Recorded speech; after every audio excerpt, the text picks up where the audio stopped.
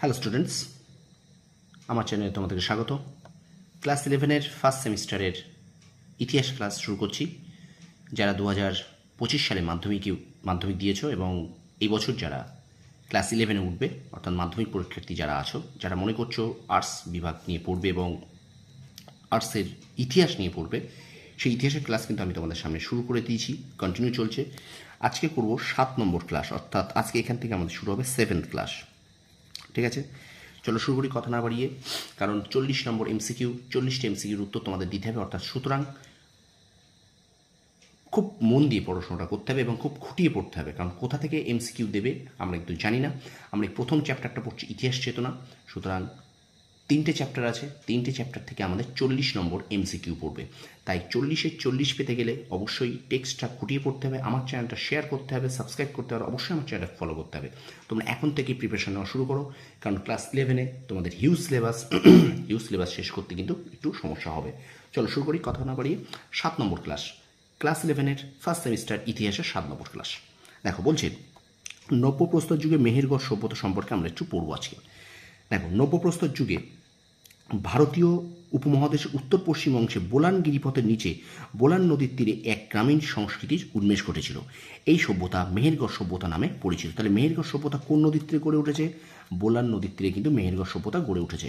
এটি ছিল ভারতের প্রাচীনতম গ্রাম কেন্দ্রিক সভ্যতা। তাহলে ভারতের প্রাচীনতম গ্রাম কেন্দ্রিক সভ্যতা যদি পড়ে, তার উত্তর হবে কিন্তু মেহেরগড় সভ্যতা। 1974 খ্রিস্টাব্দে ফরাসি প্রত্নতত্ত্ববিদ জাঁ ফ্রাঁসোয়া জারিস ও রিচার্ড মিডো নেতৃত্বে একটি দল মেহেরগড় সভ্যতার সন্ধান পান। তাহলে কারা সন্ধান পান?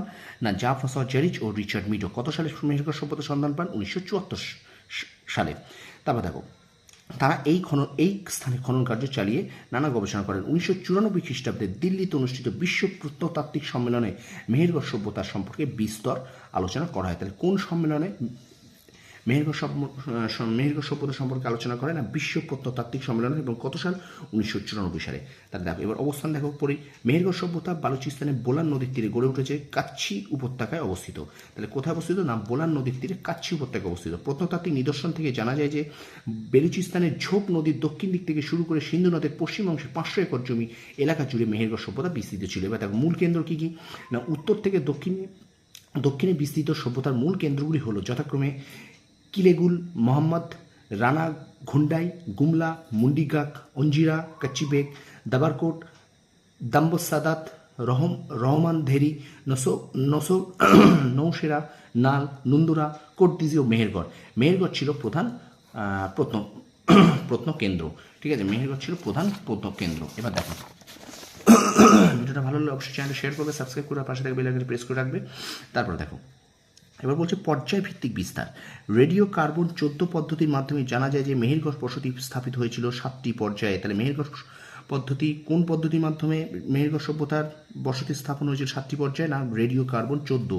এবং মেহেরগড় সভ্যতা কটি পর্যায়ে ছিল? 7টি পর্যায়ে। এ দেখো, এর প্রাচীন বা প্রথম পর্যায়ের সময়সীমা ছিল 7000 থেকে 5000 খ্রিস্টপূর্বাব্দ। এই পর্যায়ে রোদে শুকনো কাঁচা ইটের বাড়ি, জানালাবিহীন ছোট ছোট চারকোনাকার ঘরে মানুষ বাস করত। এই পর্যায়ে চাষবাস, পশুপালন, পশু শিকার ও মৃতদেহ সমাধি দেওয়া হতো। দ্বিতীয় পর্যায়ে দেখো, 5000 থেকে 4000 অব্দে চাষের জন্য নদী বাঁধ নির্মাণ, জলসেচের ব্যবস্থা, কাঠ বা হাড়ের হাতলযুক্ত কাস্তের ব্যবহার। এই পর্যায়ে তুলো চাষ শুরু হয়। তাহলে মেহেরগড় সভ্যতা কোন পর্যায়ে তুলো চাষ শুরু হয়েছিল? না, মনে রাখতে হবে দ্বিতীয় পর্যায়ে তুলো চাষ শুরু হয়েছিল। পণ্ডিতদের মতে এই স্তরে বিশ্বে সর্বপ্রথম কার্পাস বস্ত্রের প্রচলন ঘটেছিল। তাহলে কোন স্তরে? না, এই দ্বিতীয় পর্যায়ের স্তরে। ঠিক আছে, ডক্টর ইরফান হাবিব লিখেছেন, এই পর্যায়ে তুলোর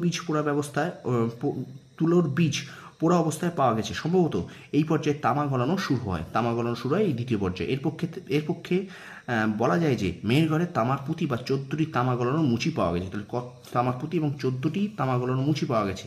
আনুমানিক 4000, এবার দেখো, আনুমানিক 4000 খ্রিস্টপূর্ব নাগাদ মেহেরগড় সংস্কৃতির তৃতীয় স্তরে পাড়ে গেছিল। এই স্তরে চুল্লি ও যন্ত্রশালার সহ হস্তশিল্পের নানান নিদর্শন যেমন তামার পুঁতি পাওয়া যায়।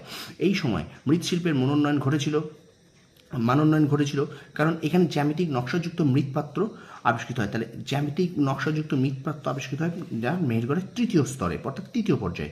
পুঁতির মালার উপকরণ হিসেবে শিল্পীরা বৈদুর্যমণি ব্যবহার করত। এই সময় শিল্পীরা পাথর ছিদ্র করত, তুরপুন ব্যবহার করত। এছাড়া প্রাপ্ত তামার শিলমোহরগুলি এ যুগের বহির্বাণিজ্যের সাক্ষ্য বহন করে। চতুর্থ থেকে সপ্তম পর্যায়ের সময়কাল ছিল খ্রিস্টপূর্ব 3500 অব্দ থেকে 2500 অব্দি।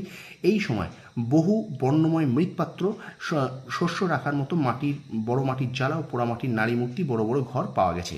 তো স্টুডেন্টস, এই পর্যন্ত আমরা এখন পড়ে নিলাম। তাহলে এই পর্যন্ত আমাদের 7th ক্লাস শেষ করলাম। ঠিক আছে, এখান থেকে কিন্তু যে প্রশ্নগুলো হবে সেগুলো তো আমি দাগ দিয়ে দিচ্ছি অবশ্যই।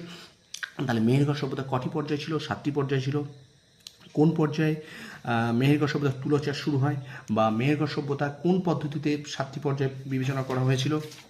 এমনকি এখানে দেখো তোমার মেহেরগড় সভ্যতা কোন নদীর তীরে অবস্থিত, বা মেহেরগড় সভ্যতা কারা সন্ধান করেন, বা কোন সম্মেলনে মেহেরগড় সভ্যতার সম্পর্কে আমরা জানতে পারি। ঠিক আছে, এইগুলো কিন্তু তোমাদের সামনে তুলে ধরলাম। তো স্টুডেন্টস, ভিডিওটা যদি ভালো লেগে থাকে অবশ্যই আমার চ্যানেলটা শেয়ার করো, সাবস্ক্রাইব করো, পাশে থেকে বেল আইকনটি প্রেস করে রেখো। 2025 সালে মাধ্যমিক পরীক্ষার্থী যারা দিয়েছো, অর্থাৎ এবছর যারা মাধ্যমিকের পর 11-এ উঠবে, তাদের জন্য কিন্তু আমি কন্টিনিউ করে যাচ্ছি ক্লাস 11-এর ফার্স্ট সেমিস্টারের ইতিহাস ক্লাস। তোমরা অবশ্যই আমার চ্যানেলটা একটু বেশি বেশি করে শেয়ার করে দাও, আর অবশ্যই তোমরা কমেন্ট বক্সে কমেন্ট করে জানাও আমার ক্লাসটি তোমাদের কেমন লাগছে। ধন্যবাদ।